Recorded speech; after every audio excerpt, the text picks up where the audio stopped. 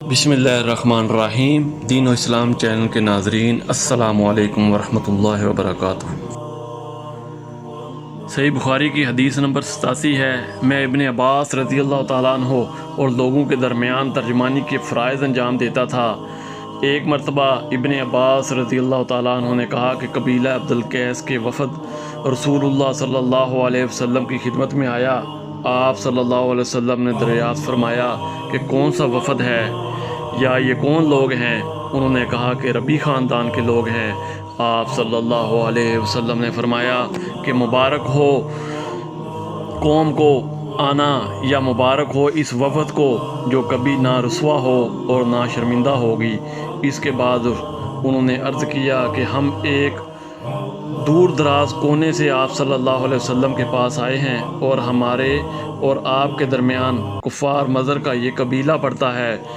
اس کے خوف کی وجہ سے ہم حرمت والے مہینوں کے علاوہ اور ایام میں نہیں آ سکتے، اس لیے ہمیں کوئی ایسی قطعی بات بتلا دیجئے کہ جس کی ہم اپنے پیچھے رہ جانے والے لوگوں کو خبر دے دیں اور اس کی وجہ سے ہم جنت میں داخل ہو سکیں۔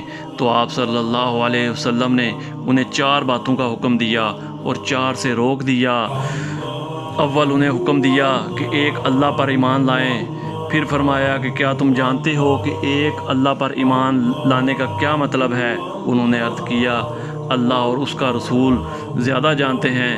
آپ صلی اللہ علیہ وسلم نے فرمایا ایک اللہ پر ایمان لانے کا مطلب یہ ہے کہ اس بات کا اقرار کرنا کہ اللہ کے سوا کوئی معبود نہیں، اور یہ کہ محمد صلی اللہ علیہ وسلم اللہ کے سچے رسول ہیں، اور نماز قائم کرنا، زکوٰۃ ادا کرنا اور ماہ رمضان کے روزے رکھنا، اور یہ کہ تم مال غنیمت سے 5واں حصہ ادا کرو، اور 4 چیزوں سے منع فرمایا،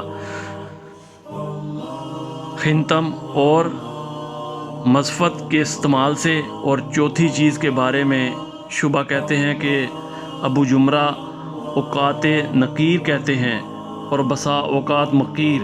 اس کے بعد رسول اللہ صلی اللہ علیہ وسلم نے فرمایا ان باتوں کو یاد رکھو اور اپنے پیچھے رہ جانے والوں کو بھی ان کی خبر دے دو۔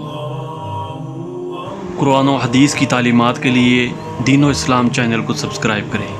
جزاک اللہ خیر۔